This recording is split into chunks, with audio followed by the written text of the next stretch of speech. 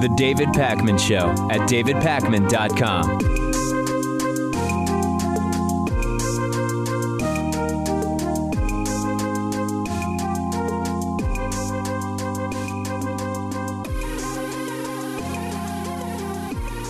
Horrible incident yesterday that many of you have no doubt already heard about. A 29-year-old man from Uzbekistan rented a flatbed pickup truck painted as a Home Depot truck. It's believed that it was an actual Home Depot rental truck at this time in New York City. Actually rented it in New Jersey, drove over into New York City and down the West Side Highway and into pedestrians on West Street in Lower Manhattan. Now, West Street at that part of Manhattan is the name of the West Side Highway, which is also known as Route 9A in New York City. And when you think about the shape of Manhattan, it's sort of narrow and long north to south. On the east side of the island, you have the FDR, which is the sort of north-south highway that exists there.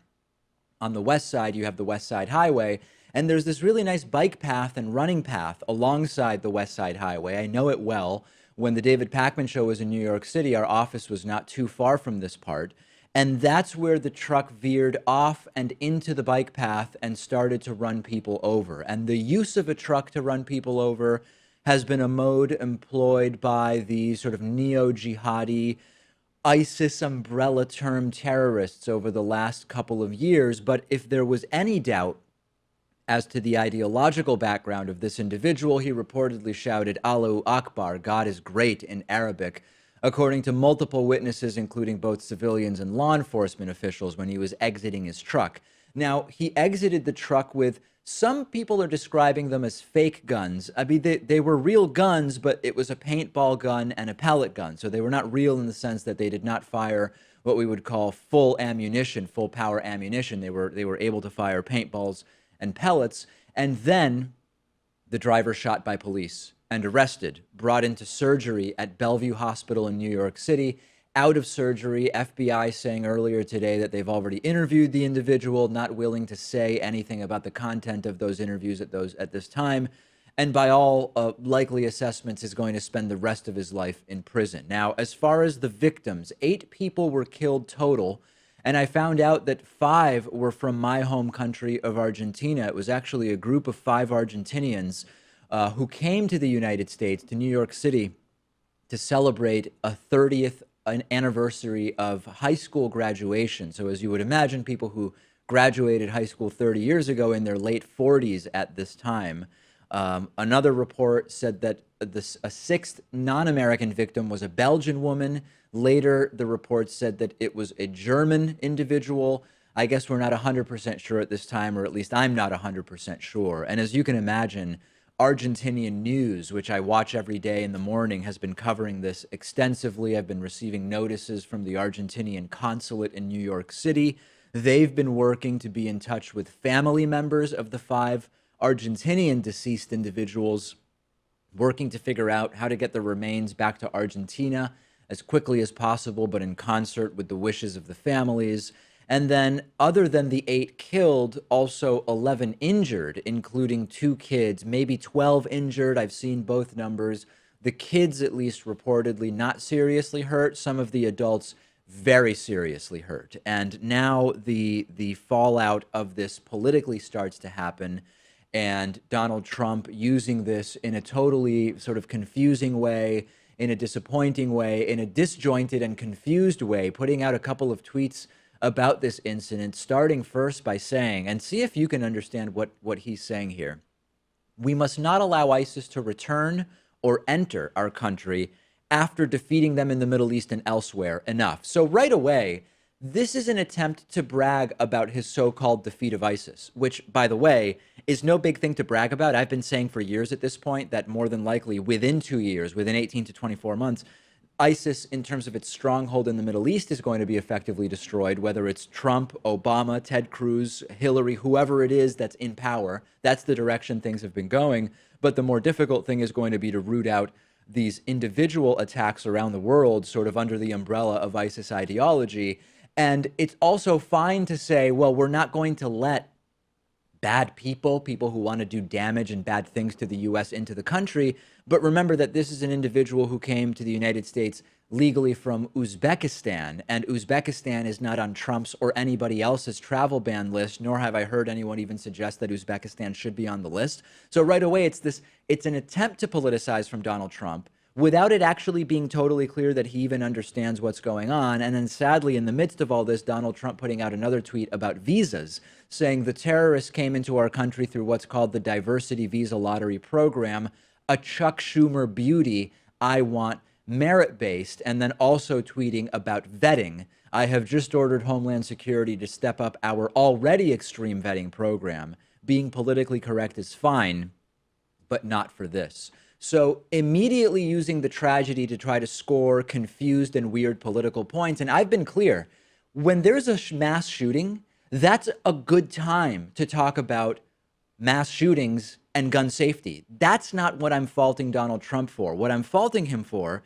is trying to use this to, first of all, brag about things for which he really deserves no credit. And secondly, confusion. It's total confusion as to what he believes the solutions are to the problem that we're faced with. Number one, he mentions Chuck Schumer.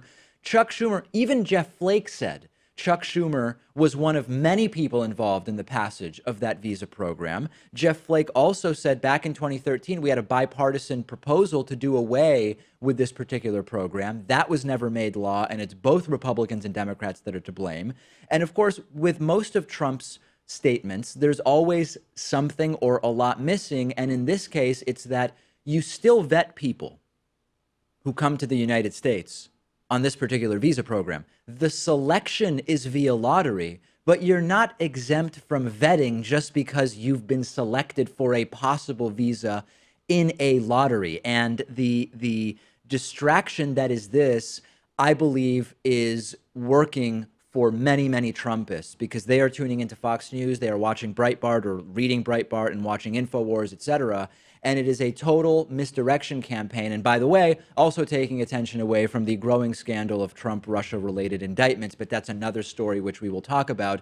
This incident, absolutely horrible. And to be 100% clear, none of what Donald Trump so far has either attempted to enact or enacted via executive order or proposed or suggested during the campaign or as president would actually have done anything to prevent this particular attack. It's a different conversation, one we should be having, but it's a different conversation than the one that Donald Trump wants to have.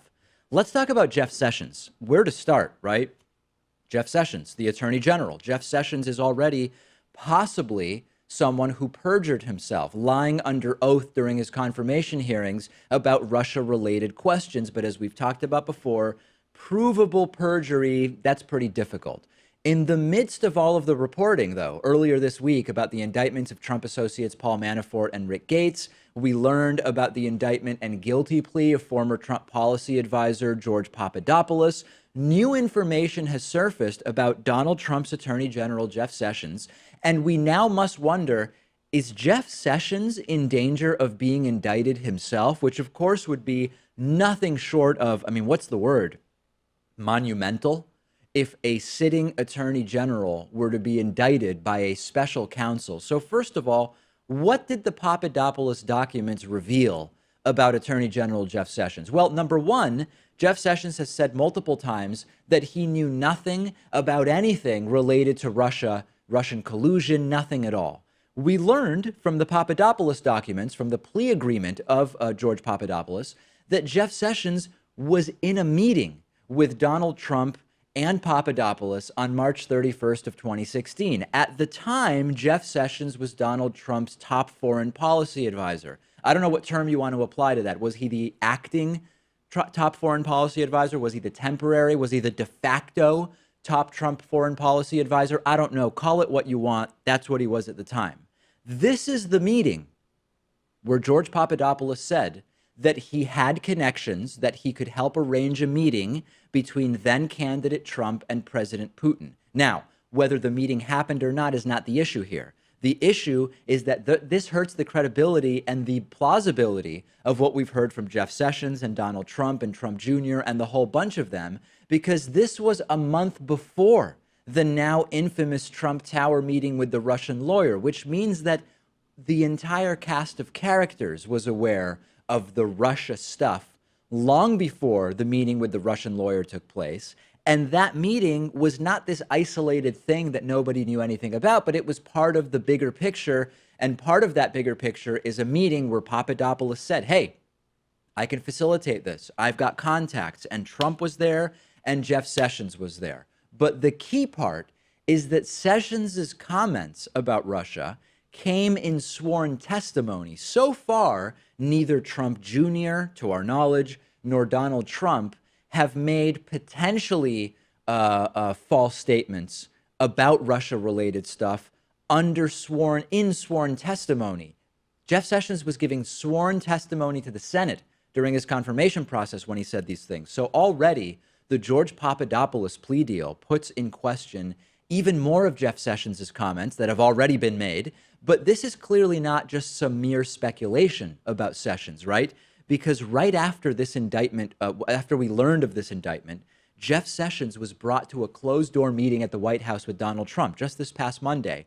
Now, presumably, this would be to discuss the strategy for suppressing the Robert Mueller investigation, but there is no doubt that Jeff Sessions is at least possibly on the chopping block here. And if it happens, it couldn't happen to a nicer guy, right? Just kidding. I don't know why everybody always says that. Couldn't happen to a nicer guy. Often it happens to really bad people. Indictment, listen, we don't know about that, right? But what's becoming more and more clear is that Jeff Sessions is just one of many Trump associates who has denied knowledge, has denied involvement, has denied awareness of anything Russia-related. And the Papadopoulos plea has exposed that they did have awareness. They did have involvement, at least to the extent of being in these meetings. And Donald Trump might get his wish, right? Donald Trump previously said that if he had known Jeff Sessions was going to recuse himself on the Russia stuff, he would have hired someone else to be attorney general. If Sessions gets indicted, Donald Trump might get that opportunity. That's the upside to the possible indictment of Jeff Sessions. What do you think? Am I onto something or way off? I'm on Twitter at @DPakman. We'll take a break. Send me your thoughts. The David Pakman Show at davidpakman.com.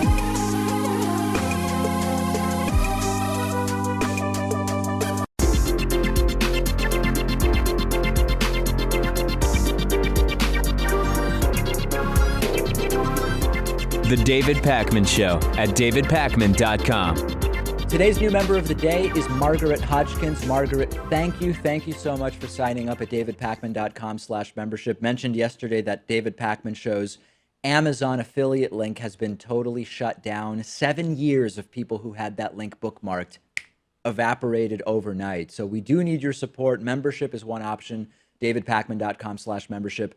Patreon, the other option, patreon.com/David Pakman Show. Both give you access to the bonus show and the full commercial-free audio and video feeds every day. We do have a new Amazon link. Please don't bookmark it. It remains davidpakman.com/Amazon with a new redirect.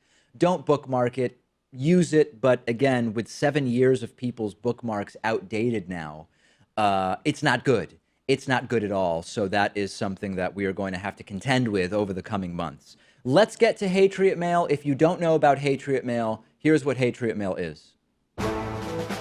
Because the government that is supposedly totally inept is the same government that can pull off a conspiracy that'll blow your mind. Hatriot Mail. Written by patriots who hate David Pakman. Because America. And because freedom. All right, I don't really understand this week's Hatriot Mail, but there's been a bit of a break from blatant homophobia. It's been sort of subtle homophobia in recent Hatriot Mail. And with this one, we're going back to full-fledged homophobia. Let's see if we can understand what this Hatriot's talking about.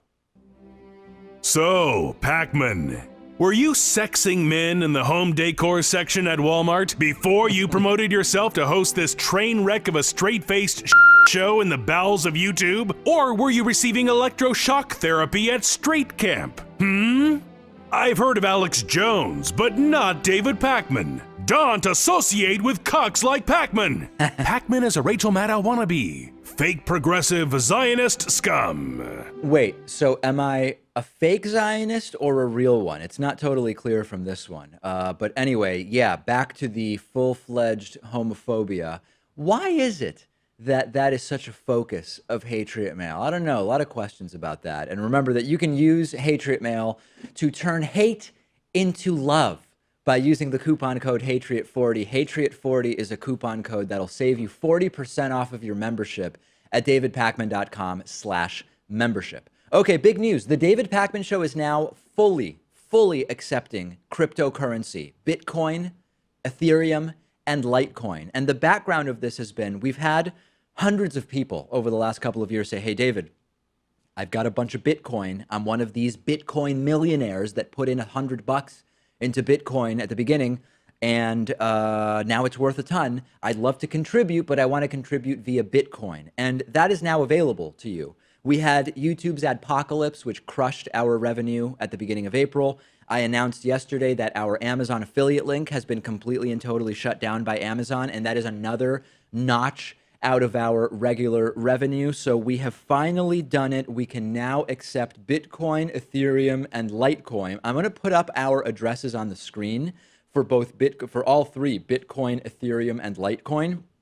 But I understand that particularly with long case-sensitive strings, Pat is trying to memorize these just as a goof. Like, he used to like to memorize pi, and he's now trying to memorize our Bitcoin address. But you don't have to do that, okay? We are now, we've set up a page at davidpakman.com/cryptocurrency, which has all three of our cryptocurrency addresses that you can copy and then paste and use those to send cryptocurrency contributions. And we're also adding our Bitcoin, Ethereum, and Litecoin addresses to the video descriptions of every single YouTube video going forward. And I'm going to try to also get it added to all of our prior videos. So this is a new opportunity. If you've got cryptocurrency and you like contributing in that way, if you like the privacy aspect of that also, this is a good option for you. And you can get all three of our addresses at davidpakman.com/cryptocurrency. And that's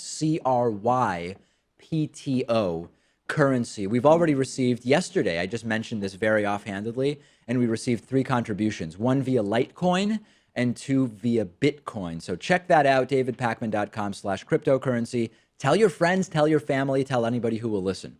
Okay, why can't anything just go well for Donald Trump? Why can't Donald Trump get through any social situation or encounter without completely embarrassing himself and showing himself to be completely and utterly out of touch? And I'm talking, of course, not of Donald Trump's latest sexual encounter with his wife, which I'm sure was incredibly awkward, but that's not what I'm talking about today. I'm talking about Donald Trump's Halloween. Donald Trump welcomed the kids of the White House. I guess it's the White House press corps. I don't know if it's the traveling press or the press that is stationed at the White House, but some subsection of the White House and presidential covering press. And producer Noah Ferguson apprised me to this, and it is just amazing. Noah, we're going to play some clips, believe me, folks. No awareness of his surroundings, no realization that these are kids. They happen to be the kids of press people, but that doesn't mean they know all about the lying fake news media and all of these other terms that Donald Trump has been using now for over a year. These are children. And Donald Trump seems to not only have no awareness of that and of how to talk to kids. I imagine that his conversations with Barron Trump must be bizarre. But he also gets absolutely no basic pop cultural references. Here's Donald Trump speaking to a kid who's dressed as Darth Vader. Darth Vader's the costume, of course. Darth Vader, the bad guy from Star Wars, and it is the father of Luke Skywalker, right? Or is that, he is the father of Luke Skywalker. Yes, he's the father of Luke Skywalker, etc., etc. And Donald Trump has no clue who Darth Vader is. Take a look at this. And we're going to take a picture in the Oval Office, okay? Wow, that's a scary outfit, huh? So who are you? Wow. That is it. Come on over here, honey. Come on right over here. Yeah, wow. Who are you? Darth Vader? Wow, that's incredible. Reminds me of when Mitt Romney couldn't identify a chocolate donut. Maybe the most out-of-touch moment of the entire Romney presidential campaign. Reminder if you missed that. Thank you. Thank you. Garrett, would you see that one of those chocolate chocolate goodies finds its way to our ride? These haven't been approved for consumption by political candidates. Yeah, that's a donut, Mitt. Have you ever heard of that? Then Trump goes into bad-mouthing the parents of the kids, which is a nice touch because, again, these were the kids of media people. But most of these kids don't know that Trump's been bad-mouthing their parents for so long. And Trump starts bad-mouthing the parents to the kids. I cannot believe the media produced such beautiful children. How the media did this, I don't know. Come on over here. Yeah, and then Trump makes a girl cry, and then it comes up. This is probably the weirdest. This is probably the weirdest clip of the entire thing. Trump makes a girl cry, and then it comes out that the girl's Japanese, and then it gets really weird, where Trump seems to grimace after acknowledging that the girl is Japanese, and maybe the weirdest interaction between a president and a kid that we've ever seen. Do you know who they are? Do you know who they are? They're the friendly media. They're the that's the press. Are you crying? Come here, sweetie. You okay, honey? She's Japanese. She's Japanese. Beautiful. She's Japanese. I'm going to be in Japan in 2 weeks. I'll be in Japan. Huh? You know that? That's beautiful. These are beautiful, wonderful children.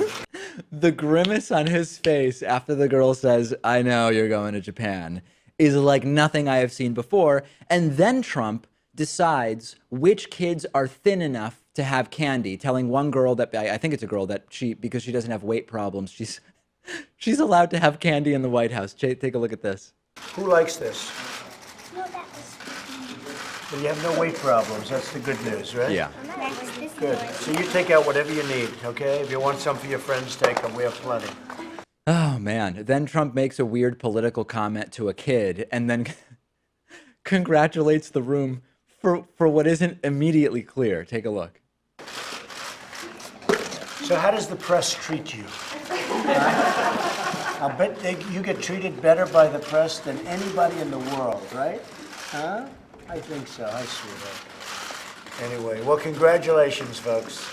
Nobody gets it. Not a single kid in the room knows what the hell Trump is talking about. You're treated well by the press, and then we finally understand what it is that Trump is congratulating the room for.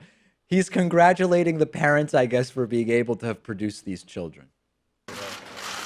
Anyway, well, congratulations, folks. You did a good job. You did a good job. Here you did a good job. Yeah. I wouldn't say you did it very well here, but really beautiful children. How are you? How are you? Just everything is so cringeworthily awkward. It reminds me of when Trump welcomed people to the Easter egg roll. So the Easter egg roll is this non-political, long-time White House tradition. Kids get to search for Easter. They roll Easter eggs, and I think there's also an Easter egg hunt on the White House lawn. It's non-political. It's just fun. It's mostly for the kids.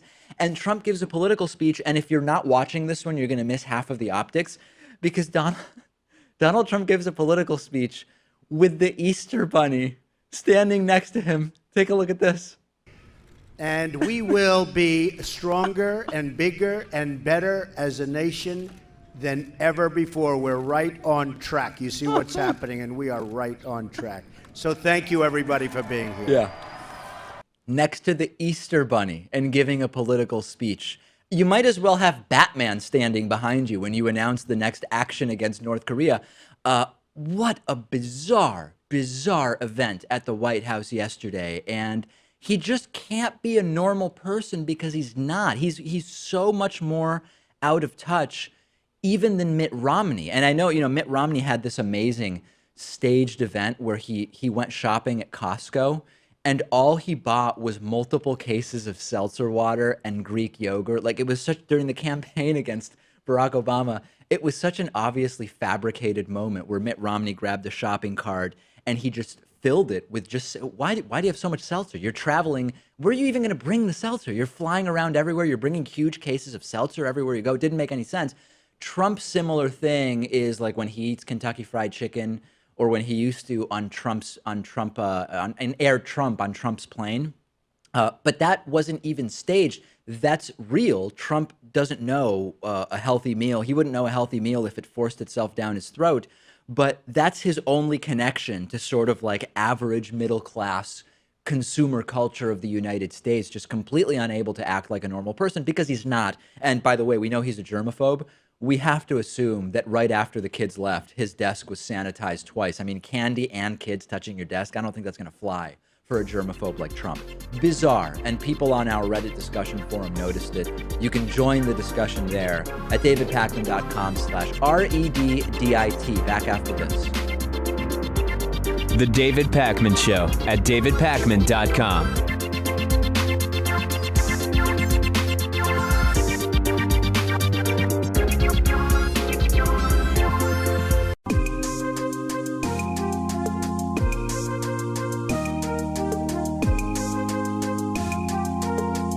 Welcome back to the David Pakman Show.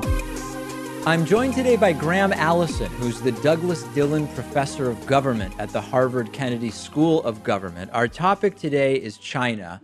Professor, you know, I read a lot in sort of popular media about when will, if China will, become the world superpower. But there's a sort of other approach to that, which is that by some measures, one could argue China is already the superpower. Can you talk a little bit about that and how we might evaluate such a claim?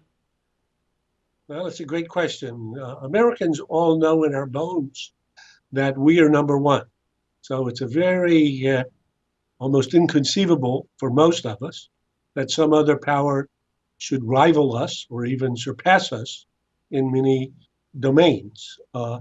In fact, in the book that I've just recently published called Destined for War, Can the U.S. and China Escape Thucydides' Trap, I give two tables that I present to my students at Harvard in my class. In the first one, which says, when could China become number one? And in my class, I have 26 indicators. In the book, I just have a condensed version. So when could China become the largest middle class, the largest number of billionaires, the largest producer of computers, the fastest supercomputers, the most advanced artificial intelligence, the largest economy in the world? So students guess 2030, 2040, not in my lifetime. Then I make them look at a second chart, the heading of which is already. Already, all those things have happened. So China already has the largest middle class, bigger than the whole American population. China already has the most billionaires. China already is the largest producer of computers. China already wins the contest for the fastest supercomputer.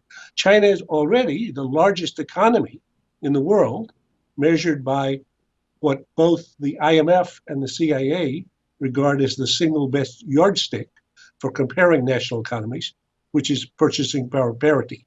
That was the big takeaway from the IMF World Bank meeting in Washington in 2014, but most of us missed it.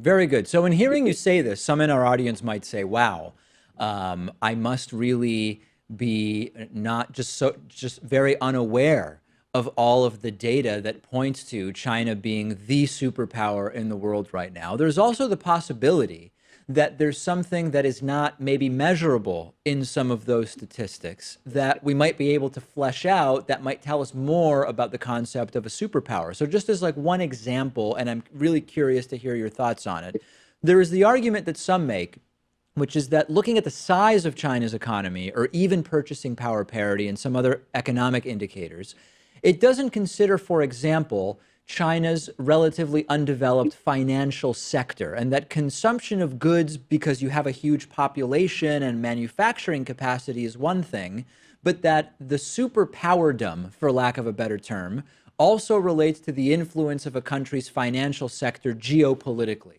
What about something like that? Are those critiques valid in your mind? I would say yes, that I would not argue that China has surpassed the U.S. in every dimension. For example, military power, where I would say we continue to have, in some domains, a 10-year lead, in some domains, maybe even a 20-year lead. In the financial arena, another very interesting question and case. Now, Chinese would say, well, yes, the U.S. is the center of international finance, and the U.S. has liberalized open financial, a liberalized open financial system, and that's actually been the recurring cause of collapses, like the collapse of 2008, 2009, which was actually, started on Wall Street. That we Chinese, they would say, are not going to liberalize our finance. We maintain more state control of it in order to cushion ourselves against such consequences. And in fact, if you look and see what happened in 2008 and 2009, the U.S. economy declined as a result of the Great Recession, and China did not. So there's a little bit there. The U.S., with the American dollar as the international currency, has a great advantage internationally as the currency of last resort. So people like countries like China hold $1.5 trillion dollars of American paper. So basically, we take paper, we put a stamp on it, and people take it as if it was as good as gold. Well, that's because we're the reserve currency. That gives us another significant advantage. Over time, will China hope, and is it seeking to have its currency, the RMB, become a second or third currency, and even then a rival currency? That's over time. So I would say them, and similarly in per capita income, another measure. So the Chinese have an economy, the total economy of which is bigger than ours, but they have 4 times as many people. So that means people that are 1/4 the per capita GDP. So per capita GDP, again, is another measure relevant for some purposes. So if I were making, as I do in my course, I would say there's no single metric for measuring nations. They compete in many, many different dimensions, but we should notice that in many relevant dimensions where Americans would believe that we were number one, because we've always been number one in our memory and lifetime, we now have a serious rival. Yeah, and I think that you're getting at something which is sort of what I want to talk about next, which is the characteristics that portray geopolitical power seem to be different than some of these internal metrics that you cited. I mean, could you talk a little bit about, when we think about geopolitical power, what metrics might we look at there, or are they more qualitative rather than quantitative?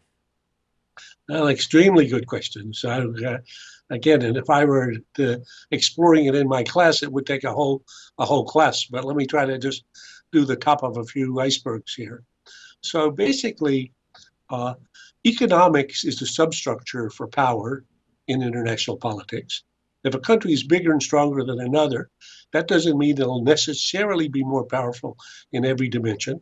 But as Damon Runyon would say, that's the way to bet it. So as China has become the biggest economy, it's also become the biggest importer and the biggest exporter. So if you look, for example, around the South China Sea at the countries that are organized in a unit called ASEAN. So this would be Thailand, the Philippines, Malaysia, Indonesia, Singapore. These countries now find themselves attached to the gravity, in effect, of a larger Chinese economy, which is their number one trading partner. As a consequence, particularly because China plays hardball in geoeconomics, it squeezes them when it doesn't like something that they're doing, to the point that they comply. So this is a case where, even though it's not just the raw comparison, if you're my number one market and you're prepared to close your market for me, for example, if I'm the Philippines and I sell you bananas and you'll just let them sit there on the dock and rot until the point that I give in to you, lo and behold, I become more compliant. So that's on that space. On the other hand, if you ask where do Chinese students want to go study, they want to go study, if they have an opportunity, in the US, as do students from all over the rest of the world. Does that provide a significant advantage for the US in the sense that then people come here, they see what a free society is, they see our society in many of the things that they like about it. They also see some of the ugly parts of our society, but still in a democratic society like ours, at least when we're working as we should do, we find our mistakes, we try to correct the mistakes, we're perfectly prepared to debate the mistakes. So I think that in general, if you offer people a chance to be more free or less free, would I like to have somebody else telling me whether I can go to Google and what sites I can go to and whether I can read this or that? No, I wouldn't. But in China, they managed to control the information, or tried their best to control information accessible to people. So I think this is a very complex calculation as you try to think about all of the dimensions of power and influence. Do you have any feelings one way or the other as to how, if at all, the perception or reality, and pick either or both to address, of the United States as a world superpower has shifted during the 9 months of the current administration? Well, I think good question. I think the first point is to put this in context. So long before Donald Trump arrived in Washington, Washington was regarded as dysfunctional. We should remember that the Congress has not been able to pass a budget, for 9 years. So dysfunctionality is not new to Washington. Donald Trump, and to some extent, and his administration, is a expression of a political system that's not working very well. But the combination of the two lead people in other countries, for example, China, which has just had its big 19th Party Congress. One of the things they say to Chinese is look at the U.S. and see the way it governs itself or fails to do so, and ask, would you rather not have a competent group of people running the railroad? And I would say that's a good argument. Actually, for the first time ever, this was interesting, at the Party Congress last week, Chinese have been very reserved about holding out their form of leadership in the society and governance, which is basically a party-led neo-authoritarian structure in which the citizens and everybody else's rights are confined and constrained and guided and led by the party. Well, that's not our system. And they said, generally, they've been very reserved about saying, well, we don't have they would say, we don't have a model. We just try to govern ourselves. We're a developing country. This first time in Xi Jinping's work plan, this big plan that he laid out last week, he says, actually, the Chinese model may appeal to many countries who are trying to get wealthier the way we have done. So look and see what we've done in terms of our development and compare this with what other societies that have been trying to govern themselves more according to American principles have done. So I would say that's an element of the answer to your question. We've been speaking with Professor Graham Allison, the Douglas Dillon Professor of Government at the Harvard Kennedy School of Government, up the road from us. Professor, thanks so much for talking to us today. Thank you so much for having me. The David Pakman Show at davidpakman.com.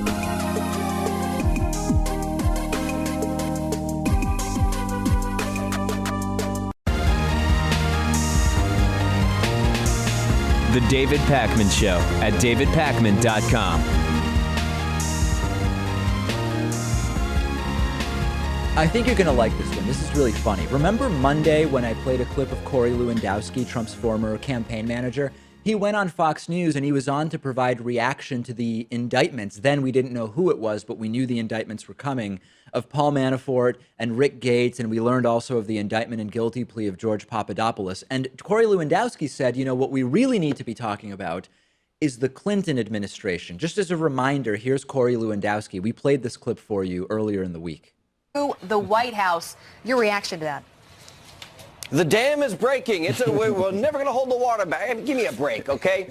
Look, the speculation is so insane right now. What we should be focusing on are the continued lies of the Clinton administration, the continued fallacies that they perpetuate. Look, Robert Mueller is doing his job, whatever that entails, and he has now filed charges against somebody that we don't know what they are. We don't know who they're against. So when I saw that, I thought, is he talking about the actual only Clinton administration that has existed, which is Bill Clinton's administration? If so, he says that the focus right now should be events that allegedly took place between 1992 and the year 2000. That's weird. Or is he referring to some non-existent Hillary Clinton administration? I don't know.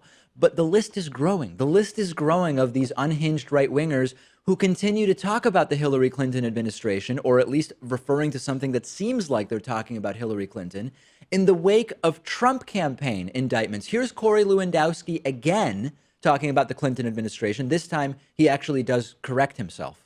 We know that the members of the CFIUS committee, the Committee on Foreign Investment in the U.S., of the members who are sitting on that committee, I think 7 or 9 of them were tied to the Clinton administration. The Clinton Foundation. This generally angry demeanor from Corey Lewandowski, he's always angry during these interviews. It doesn't work for him. Some people in the audience know that economist Richard Wolff was a professor of mine at the University of Massachusetts.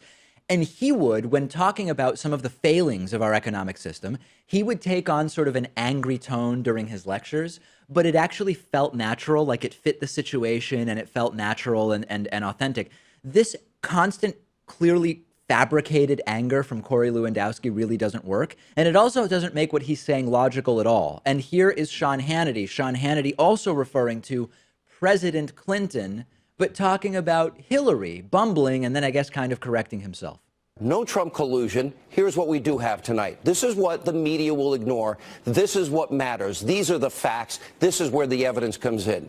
What did President Clinton or President Clinton wannabe, President Obama, and key members of the administration, what did they know about the Uranium One scandal? That's the real story, the Uranium One story from President Hillary Clinton. Oops, did I say President Hillary Clinton again? That's not what I meant. I meant wannabe President Hillary Clinton. And Hillary joked about this. And whenever Hillary Clinton jokes about something, it makes her 1% more likable. She said, Fox is peddling these stories about me. It appears they don't know I'm not president. And there's two views on this, right? One is they are just misspeaking. These are verbal gaffes, verbal typos. The other view is that, and I just gave you a couple of examples, but there's many more, that this is deliberate gaslighting, right? Using the term President Hillary Clinton, using the term the Clinton administration to confuse the term, to make it confusing for the audience to even know who it is that they're talking about, and generally to sow seeds of distraction from the major issues. And of course, the major issues are the multiple indictments against the sitting president's campaign staff. That is actually the big news, not the Uranium One story. And I got an email from a viewer with what is kind of a darker hypothesis, saying that referring to the Hillary Clinton administration in this way and referencing President Clinton when talking about Hillary is a sort of dog whistle to a shadow presidential administration that Hillary Clinton is or was at some point running the show. And my immediate reaction to that was, hold on a second.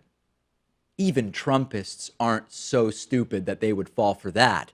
And then I remembered, wait a second, they elected Donald Trump. Maybe they would fall for that. And they're doing the exact same thing with collusion, right? They go back and forth between there was no collusion with Russia, to collusion wouldn't be illegal, to collusion doesn't have a legal meaning, to Hillary actually colluded for uranium, but collusion's not illegal anyway, so what do we really mean? It is probably a combination of incompetence combined with trying to sow confusion and spread misinformation.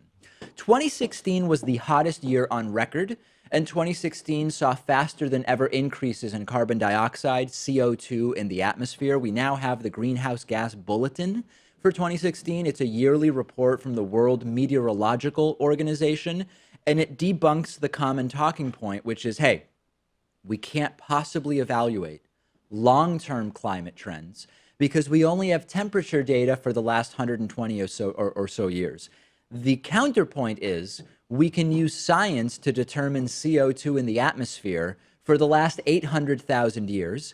And in 2016, the levels of carbon dioxide in the atmosphere reached their highest point in 800,000 years. And a significant portion of that increase has happened in just the last 70 years. Now, I don't necessarily want to just talk about the science here. What I'm more interested in is CNN's coverage of climate science. CNN did a report about the study I just mentioned to you, 2016 hottest year on record, 2016 most carbon dioxide in the atmosphere in the last 800 years. And in that report, CNN simply did not consider the possibility that climate change isn't happening. They didn't even cite the points of view of climate science deniers. They sometimes call themselves climate skeptics or climate realists. They have all sorts of names for themselves. I think that number one, it's possible this is something CNN did just in this one report, and they're going to go back to giving a voice to the climate science deniers in other segments. But that's actually a big deal because there is this ongoing discussion as to how significantly should such a minority opinion be represented. If we have a 97-3 imbalance in scientists, climate scientists who believe humans are impacting the climate, and those who believe humans are not impacting the climate, right? If the ratio is 97-3 among the scientists, how much airtime should the climate science deniers be given in the media? Should it be 3% of the time? Should it be 50-50, as we so often see? The science deniers will say, well, listen, CNN is biased fake news because they're not reporting on the other side. CNN may have decided, and if they did decide this, it's the right decision, and they correctly decided that there is no legitimate other side worth mentioning anymore. And if you look at comments online, the deniers are saying this is political fear-mongering. It's fear-mongering to say 2016 is the hottest year on record. 2016 had the most CO2 in the atmosphere in 800,000 years. It's not political fear-mongering.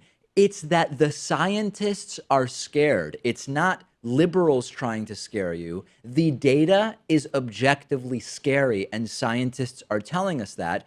And by the way, how is 2017 looking in terms of temperatures for all the years we have on record? Not good. As of 2 years ago, as of 2 weeks ago, 2017 was the second hottest year on record. We've basically had no fall in Boston. It's almost we're close to winter at this point. We're close to when we sometimes start getting snow in Boston and really cold temperatures. And up until even this week, we had temperatures of 70 degrees. So something is clearly very wrong. And more than likely, depending on what happens in the last 2 months of this year, 2017 will be either the second or third hottest year ever. But hey, nothing to see here. We're going to reinvigorate the coal industry, says our current administration. How is this deliberate blindness to what's going on going to be viewed by future generations if they're even around to actually discuss it? And I would reference yesterday's bonus show story about how we don't have to wait for some point in the future to start being able to identify deaths happening as a result of climate change and what we're doing to the planet. It's happening now. It's happening now, and we talked about it on yesterday's bonus show. Hey, I've got a voicemail number, and you can call this number anytime you want. The number is 219-2-DAVID-P. A troll called in. Well, someone I identified as a troll called in to say they are mostly not a troll, but they are sometimes a troll. Take a listen to this. Hey, David. I just watched you answer my question on the estate tax, and I want to say thank you for answering it. It was a very thorough answer. But I just wanted to say, usually I'm not calling into your show trolling. I have left maybe 3 or 4 trolls before because I thought it was funny. But usually when I call in, it is not a troll. I have genuine answers. And I just want to say I watch your show every single day. I'm on your Reddit all the time as well. Thank you. I love your program. I love the community that you've built. When I call in and troll, it's typically just good fun. Good. And I don't know. It just kind of makes me laugh sometimes. So I'll stop doing that, okay? But usually when I call in, it is genuine questions. So thank you for answering my question about the estate tax. Very good. Thank you. No, my pleasure. Absolutely. And it's good to know that this is only sometimes a troll. So I was completely wrong in saying that this is always a troll. It is only sometimes a troll because they think it's funny. Very, very good.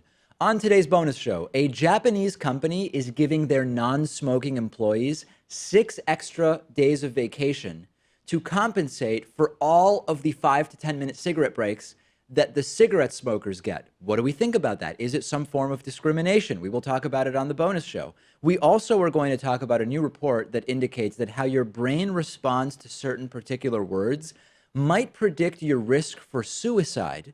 And the FDA is warning candy lovers too much black licorice could land you in the hospital. Is Pat throwing out his 2 tons of black licorice that he just bought? He will tell us on the bonus show.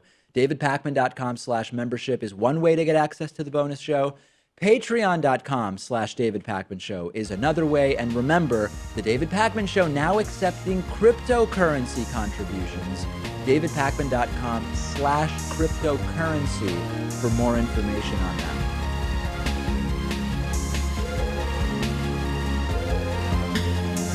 The David Pakman Show at DavidPakman.com.